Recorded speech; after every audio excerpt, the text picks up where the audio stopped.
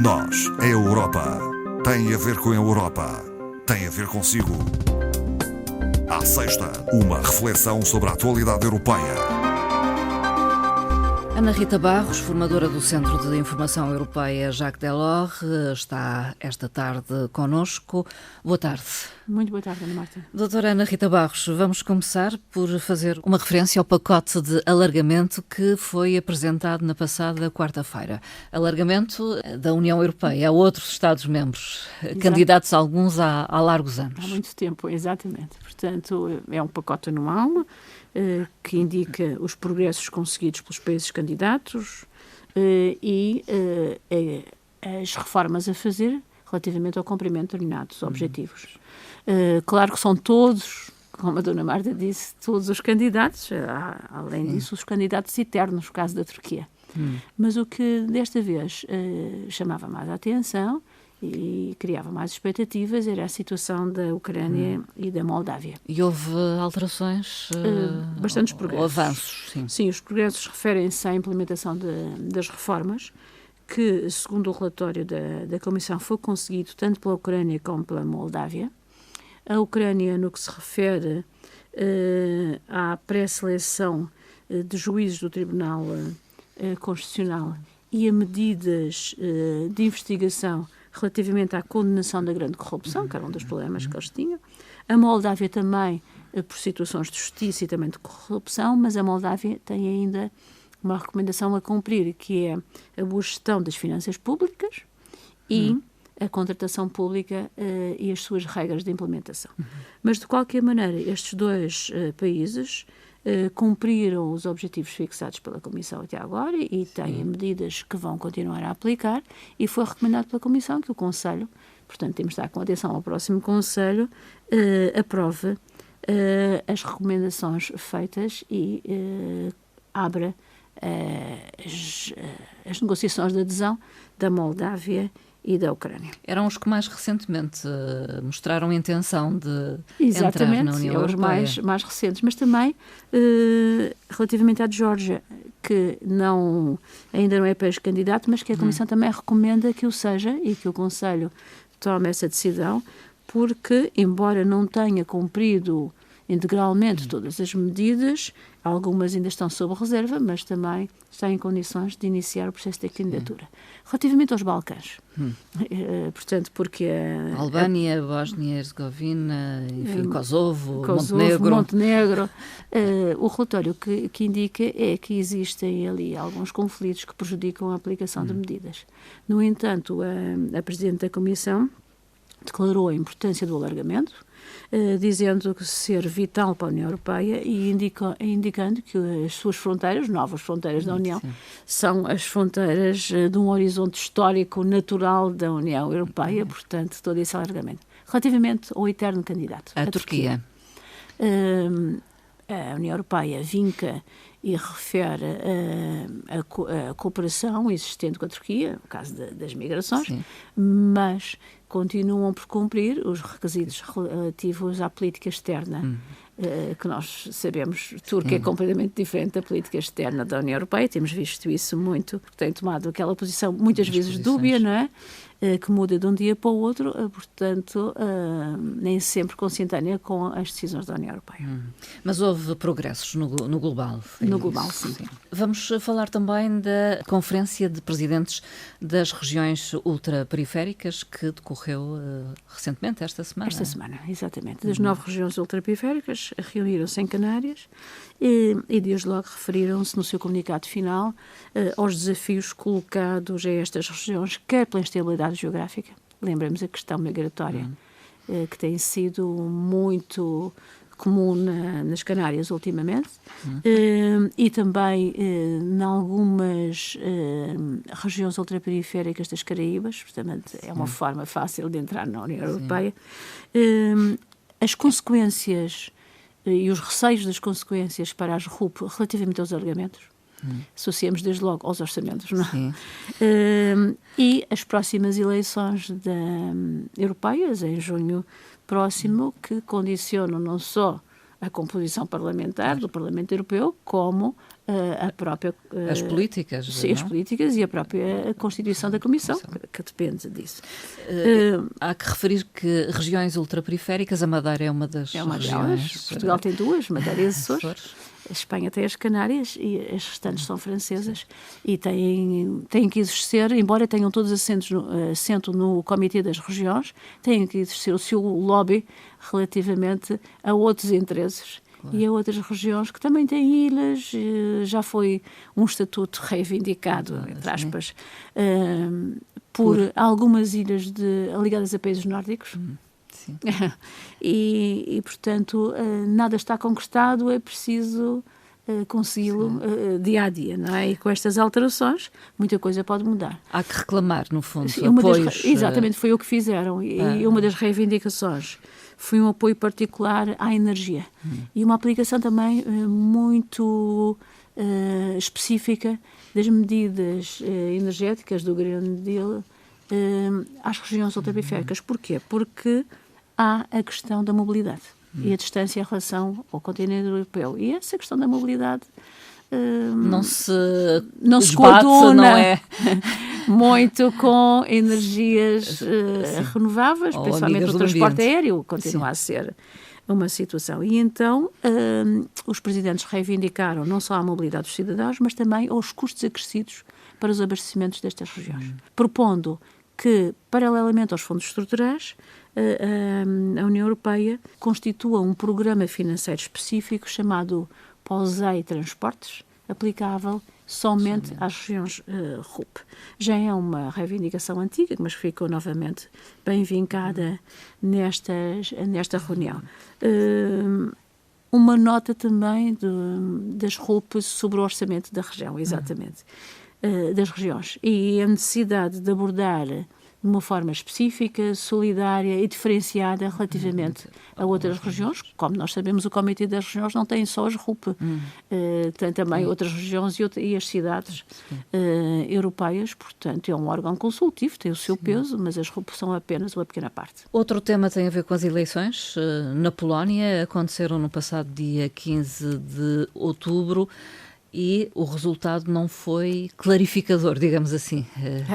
Sim, pelo menos muito estável. Esperava-se, as sondagens indicavam outro resultado. Só que também temos que aqui frisar a importância da Polónia. A importância acrescida da Polónia recentemente. Com a questão da Ucrânia. O conflito Ucrânia-Rússia, ao receber muitos refugiados ucranianos, os corredores de passagem dos cereais. Portanto, é uma importância da Polónia que não tinha antes do início do conflito. Mas o presidente polaco mantém a possibilidade do Partido Nacionalista Lei e Justiça, que ocupou o poder nos últimos 8 anos, de se manter. E porquê? Porque, segundo o presidente, é uma questão tradicional. Apesar de não ter maioria. Não tem a maioria, mas é o mais votado, segundo o presidente. E então indigitou o atual primeiro-ministro, que continuará em funções, Morawiecki, para formar governo. Só que eu tenho que fazer até o próximo dia 13, que é já a segunda-feira. E depois tem 15 dias para apresentar um programa de governo, e esse programa de governo tem que ter o voto favorável do Parlamento. E o Parlamento, digamos, tem 3 partidos da oposição, que são pró-europeus, que conseguiram 248 assentos, esses sim, com maioria absoluta, e que proponham formar governo com o nosso conhecido Donald Tusk, que foi presidente do Conselho Europeu até 2019, cujo lema era devolver a Polónia à União Europeia. Portanto, veremos o que é que acontece. Caso o programa do governo indigitado seja rejeitado, o governo é de iniciativa parlamentar e aí sim poderão avançar os partidos da oposição. Exatamente, e indicar um líder, que tudo indica que será, de facto, o líder natural, Donald Tusk, pela sua ligação à União Europeia, e que iria liderar estes 3 partidos na formação do governo. Portanto, uma atenção particular aos próximos 15 dias e à evolução deste caso. Falemos do orçamento da União Europeia e de como é que se alcançam os recursos. financeiros para esse orçamento. É isso. Nova geração de receitas. E porquê? Segundo a proposta da Comissão, aprovada esta semana pelo Parlamento, e ainda vai ter que ser aprovada por outras instâncias, reconhecendo que o aumento das taxas de juro, a necessidade de reembolsar a dívida da Next Generation, portanto, os planos de recuperação, e o aumento de outras necessidades, estamos a pensar já no alargamento, sem pôr em causa a aplicação das políticas e dos programas da União Europeia. Ou seja, a União Europeia precisa de se financiar. Precisa de mais dinheiro. Sim, e não pretende sobrecarregar os Estados-membros. Principalmente porque o aumento da inflação ia penalizar muito os Estados nórdicos nesta matéria. E como é que vai fazer? As fontes, são 3 propostas de novas fontes de rendimento. Sim. Todas, ou quase todas, ligadas às emissões de CO2. Portanto, é sempre uma fonte de financiamento, enfim, podemos aqui criar algumas dúvidas. Portanto, a primeira fonte sobre o comércio de licenças de emissão de CO2, os recursos gerados pelos mecanismos de ajustamento carbónico fronteiriço, ou seja, aplicados sobre os produtos importados que não cumpram as regras relativamente às emissões de CO2 fixadas pela União Europeia. Taxar, sim, aplicar. Portanto, são recursos próprios da União Europeia, não através dos Estados do rendimento nacional, como é habitual no financiamento da União Europeia. E um recurso temporário baseado nos lucros das empresas, já se falou nas grandes empresas, enfim, são estas fontes. Veremos se esta proposta, já aprovada pelo Parlamento, se é bem sucedida no próximo Conselho, porque tem que ter unanimidade. E nós sabemos... Prevê que será difícil. É sempre difícil. Além disso, depois do Conselho aprovar, se o fizer por unanimidade, terá que ser ratificada por todos os Estados-membros, o que normalmente demora muito. E estamos a ver que a União Europeia está com dificuldades financeiras, são todos estes apoios relativamente à crise sanitária, depois a crise da guerra, não é? Da guerra, ainda tínhamos alguns restícios da parte da crise financeira, e os recursos próprios seriam importantes criar mais recursos do que a União Europeia já tem em termos próprios. Algo a acompanhar também nos próximos tempos. Tempos e anos, não é? Porque a ratificação pelos Estados às vezes demora.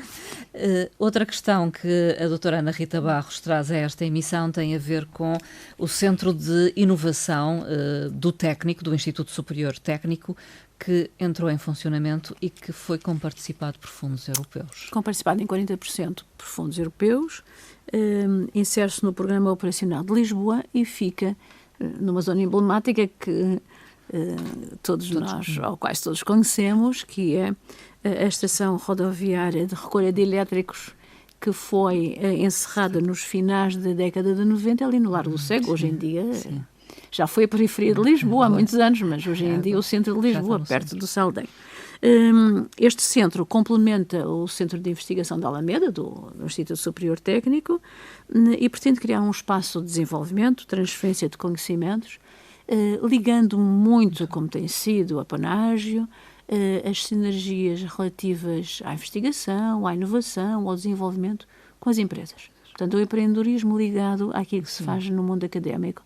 Aberto, tem capacidade para 500 pessoas em simultâneo, portanto, aberto à sociedade civil, porque tem uma zona diversificada, não só técnica ou científica, mas uma zona de exposições e uma zona onde se podem realizar eventos da sociedade em geral. Portanto, este triângulo empresas, portanto, a comunidade académica e a sociedade onde se insere, que é extremamente importante.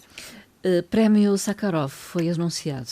Foi anunciado e foi atribuído a Mahsa Amini, do Irão, e ao movimento Mulher, Vida e Liberdade no Irão. Recordemos que Mahsa Amini era uma jovem de 22 anos que, após se ter recusado a usar o véu no Irão, foi detida e sofreu abusos físicos, foi internada num hospital em Teherão e veio a falecer com 22 anos. O movimento portanto, criado à volta deste acontecimento, desta tragédia, sim. Mais tragédia. Mulher, Vida e Liberdade continua a protestar no Irão contra as leis discriminatórias aplicadas naquele país. E sabemos como isso deve ser difícil. Muito difícil, naquela zona muito difícil. Recordemos também que o prémio será atribuído no dia 13 de dezembro, no Parlamento Europeu em Estrasburgo, e que é uma homenagem ao dissidente soviético Andrei Sakharov, criado desde 1988. Já tem distinguido figuras, nós aqui já falámos várias vezes. Vamos terminar, doutora Ana Rita Barros. Que frase traz e quem é o autor? O autor é talvez neste momento o maior pensador europeu, Dzhonkar Habermas. Já se referia à Constituição Europeia, desta vez falou sobre o conflito. E segundo a opinião de Dzhonkar Habermas, ele diz o seguinte: quando a eclosão de conflitos armados não pode ser evitada por sanções dolorosas, mesmo para os próprios paladinos do direito internacional violado, a alternativa oferecida é a busca de compromissos toleráveis. Portanto, muito abrangente. Sim, aplica-se a vários conflitos que estão na ordem do dia. E que são recentes. O Dzhonkar Habermas acabou aos 93 anos, de lançar um livro, também uma história da filosofia, de mais de 1.700 páginas, em 2 volumes, que vai ser editado proximamente. Traduzido e editado proximamente em Portugal. Doutora Ana Rita Barros, e ficamos por aqui. Até à próxima conversa. Muito obrigada. Obrigada. Até à próxima. Obrigada.